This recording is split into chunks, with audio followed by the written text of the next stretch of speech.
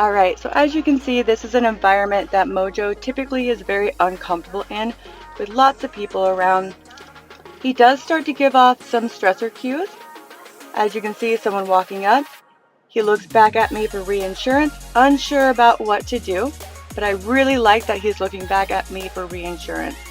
From there, this is when I start to pair the positive reinforcement, in this case the chicken, with the scary environment. This environment to him is very adversive because he's unsure about it, but he has done really great. As you can see, more and more people are walking up. You can't see Mojo in this shot, but what I'm doing is I'm actually pairing all these scary people coming up with that positive reinforcement. People are coming right at him from all directions. He's unsure about it, but again, I'm pairing it with that treat. The different times I am treating are when the distractions get higher. When I notice Mojo's starting to feel a little uncomfortable but still staying composed, I'm going to reinforce that also.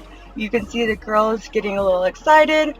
When the music is a little louder, something happens. I'm actually giving Mojo a treat to reinforce him that all of this that's happening is good. He's not feeling too comfortable in this environment right now, which is okay. We let him feel that stress. Just let him know, hey, if you stay calm and composed, you're going to get all positive things. Another key note is I always make sure that I reinforce him with a treat when people are just staring at him and smiling. And that happens a lot with Mojo, right?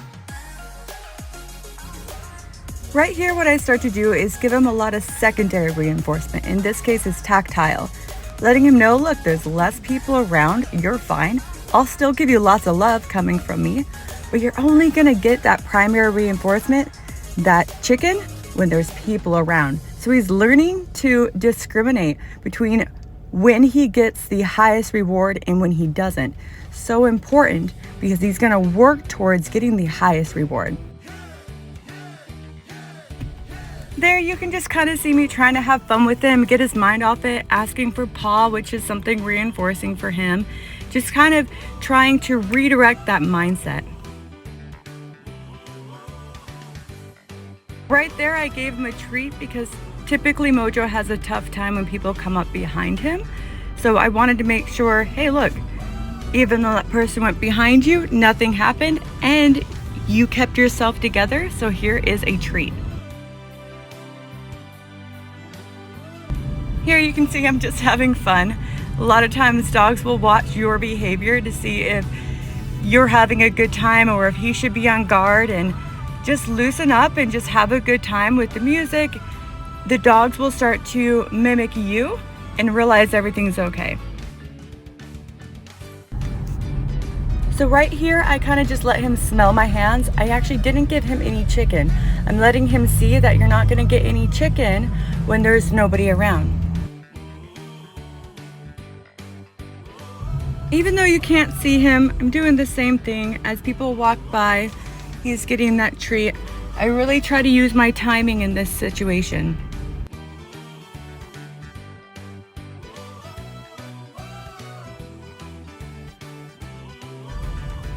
All right, watch right here. There's a lot of people that's going by right there. He doesn't have his typical back to a wall, so he's actually being really exposed to people every which way. So right there you saw a guy walking even faster right at him. Mojo backed up a little bit, but didn't bark or lunge, so he still got rewarded for that because that was a different thing that was happening, right? He was dressed all in dark clothes, coming right at him, and Mojo still did good. You can see Mojo keeps checking in with me to see if everything's okay, to see if he's gonna get a treat. So he's really learning, like, how do I get that chicken? What exactly is it that I'm supposed to do? And you can really start to see that shift in mindset when he starts to be more explorative with people or letting other people touch him.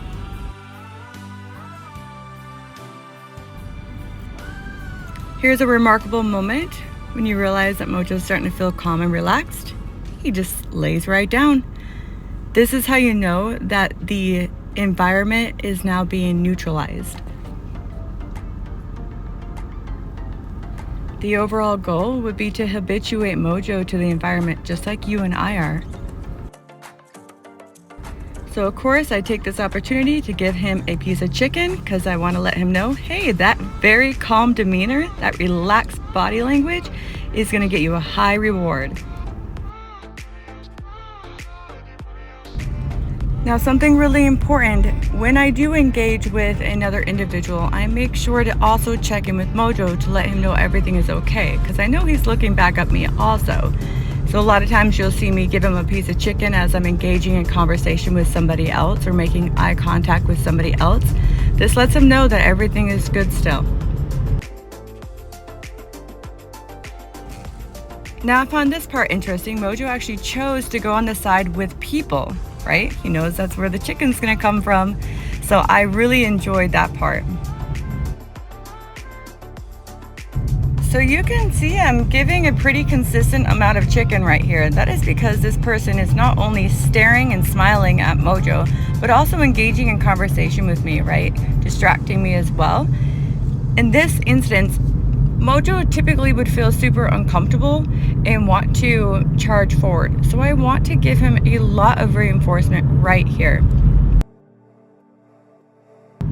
Here I continue to conversate on purpose to kind of increase that threshold of engaging in a conversation with somebody and how long I can go without having to just fixate on Mojo. And then of course, jackpotting it with that chicken.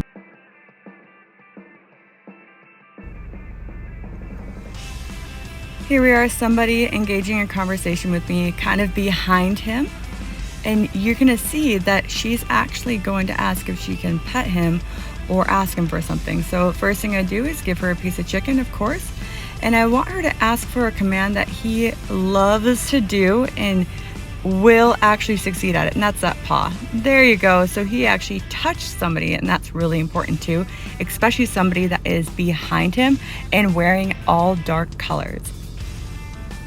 And then she reached down again, got right up in his face, right? And usually right then is when Mojo will lunge out. So I rewarded him for not doing so.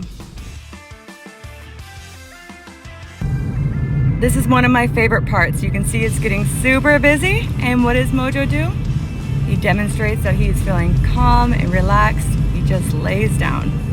That is amazing. Look at all of this going on around him. There is nothing behind him other than people. And of course, I'm standing over him a little bit to make him feel comfortable, but this is a great success. So of course, him showing some calm demeanor, I want to take the opportunity to see if he'll let somebody else feed him. You see the difference here. He didn't just take the chicken and back away real quick and hide. It's different, right?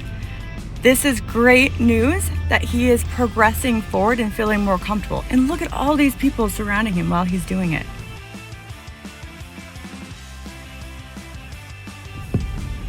All right, so I walked away and then came right back to the spot to set up the scenario again to see how quickly Mojo can relax just being in the same spot.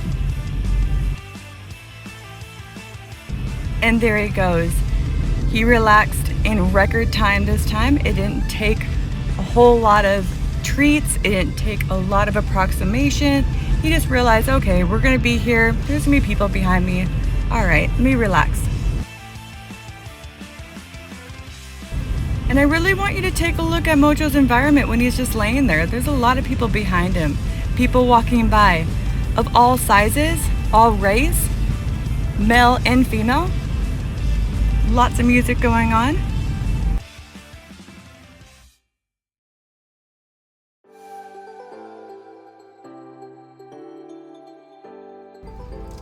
And here I continue a conversation with 3 different guys right here. So I'm going to continuously treat again, let him know everything's okay. As you can see, one gentleman over here, he's actually staring right at Mojo and he's actually smiling the whole time. He's just staring at him, smiling.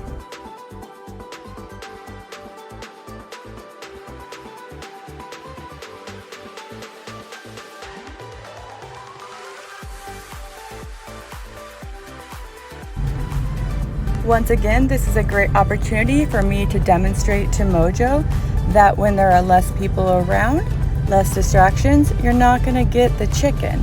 You'll get love, affection from me, but not the chicken. So it's good to kind of continue staying in the environment.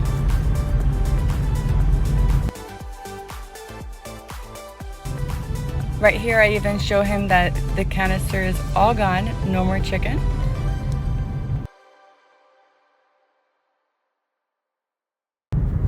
And right here, you're probably wondering, why am I not giving him chicken for those two people walking by? Well, that is because Mojo has progressed. I was giving him chicken when there were a ton of people walking by. So now I really want to move past that threshold, right? He showed me he can handle it. He showed me he can do good. So I'm not gonna just continuously give him chicken when we can move that bar forward. And right here, I notice a bunch of people coming. So what do? I leave the area because I do not want to set him up for failure, or even worse, if he does a great job and I don't have any chicken to reward him with, right? Right now, what you're seeing is a girl that was in the video earlier. I allowed her to give Mojo chicken and she really wanted to pet him. So I told her to sit down and ask for that command, the shake command, and kind of start from there. And you're gonna see the approximations I take. I don't just let her go in and rush over his head and pet, not at all. You're even gonna see me move my own body position lower to the ground, just like that.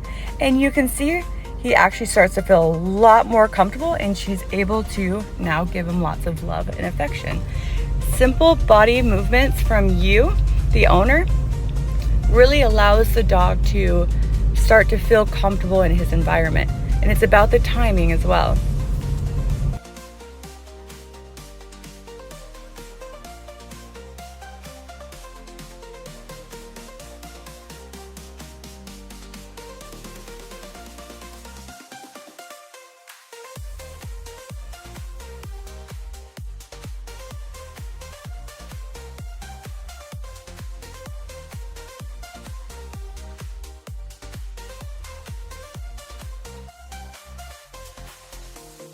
So Mojo did absolutely awesome, and the ultimate reward is we get to go home.